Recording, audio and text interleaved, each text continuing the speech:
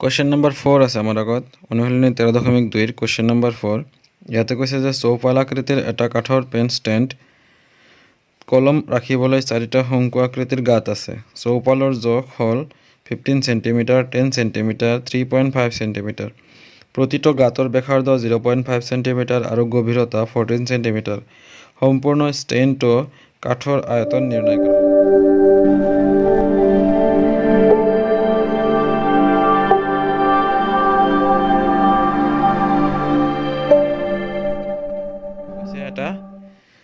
এটা আয়তীয় কাঠৰ টুকুৰা এটা আয়তীয় ঘনকাকাৰৰ কাঠৰ টুকুৰা যেটো আয়তীয় ঘনকাকাৰৰ কাঠৰ টুকুৰাৰ কি দিয়া আছে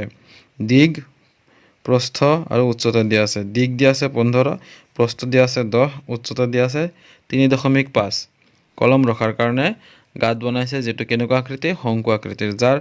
ব্যাসাৰ্ধ 0.5 আৰু গভীৰতা মানে তলফালে সোমাই আছে কিমান 1.4 cm গভীৰতাক আমি কি বুলি কও উচ্চতা বুলি কও নহয় জানো সো কি দিয়া আছে আমি হেখিনি লিখি লও প্ৰথমে লিখি লৈছো মই ইয়াতে চাই লবা গিভেন শংকুৰ ব্যাসাৰ্ধ কিমান দিয়া আছে শংকুৰ ব্যাসাৰ্ধ দিয়া আছিল 0.5 cm নহয় জানো আৰু শংকুৰ গভীৰতা যাক আমি উচ্চতা বুলি কও হেটো 1.4 cm তেতিয়া হলে শংকুৰ আয়তন কি হ'ব 1/3 পাই r²h অৰ্থাৎ আমি মানবিলাক যদি বহাই দিও 1/3 22/7 r ৰ মান হ'ল 0.5 গতিকে 0.5 into 0.5 বুলি লিখিম আৰু h ৰ মান হ'ল 1.4 সো 1.4 ক হাতে দি কাটিব পাৰো হয় নহয় কিমান বাৰ 0.2 বাৰ নহয় জানো সো এইখিনি ক্যালকুলেশন কৰি চাবা 0.37 cm কিউব হ'ল আমাৰ কি এই যেটো শংকু আছিল এই শংকুৰ প্ৰতিটো শংকুৰ আয়তন ওলাই গল 0.37 কিউব তেতিয়া হলে এনেকুৱা শংকু কেইটা আছে চাৰিটা আছে গতিকে চাৰিটা শংকুৰ আয়তন আমি উলাব লাগিব যেটো আমি এই কাঠৰ টুকুৰাটোৰ পৰা সেই আয়তনখিনি কি কৰিব লাগিব মাইনাস কৰিব লাগিব সো বলা আমি বাকিখিনি লিখো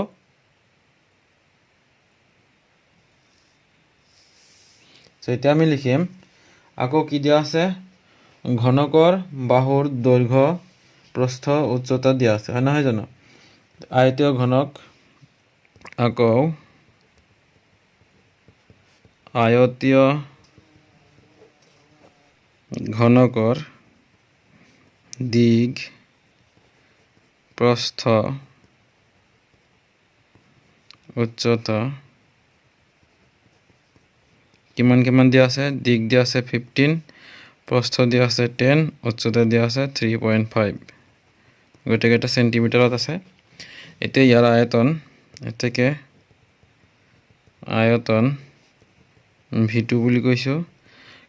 কাৰণ আগৰটোৰ আয়তন আমি v1 বুলি কৈছিলো এটো v2 বুলি লিখিলো সো আয়তীয় ঘনকৰ আয়তন আমি নিশ্চয় জানো দিগ পূৰণ প্ৰস্থ পূৰণ উচ্চতা যাক আমি lbh বুলি কও l হল 15 b হল 10 h হল 3.5 সো 15 into 35 হৈ যাব 10 ৰে 3.5 ক পূৰণ কৰিলে 35 সো 15 into 35 কিমান হয় 15 into 35 হ'ব 5 to 5 এতেকে কাঠৰ টুকুৰাটোৰ আয়তন কাঠৰ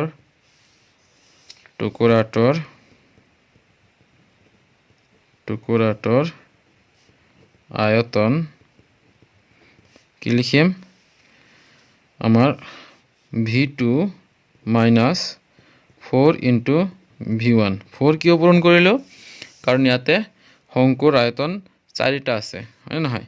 চাৰিটা শংকুৰ আয়তন হেকাৰণে 4 into v1 শংকুৰ আয়তন মাইনাস কৰিব লাগিব আমি v2 কিমান পাইছো 5 to 5 আৰু v1 কিমান পাইছো 0.37 4 into 0.37 so 5 to 5 ৰ পৰা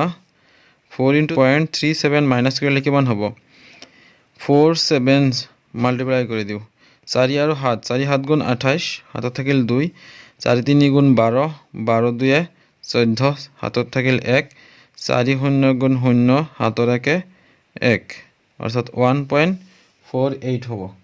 1.48 5 to 5 ৰ পৰা মাইনাস কৰি চাবা ৰিজাল্ট আহিব 523.52 সেন্টিমিটাৰ কিউব এটো সেন্টিমিটাৰ কিউব হ'ব এইটো হ'ল আমাৰ ফাইনেল এনসাৰ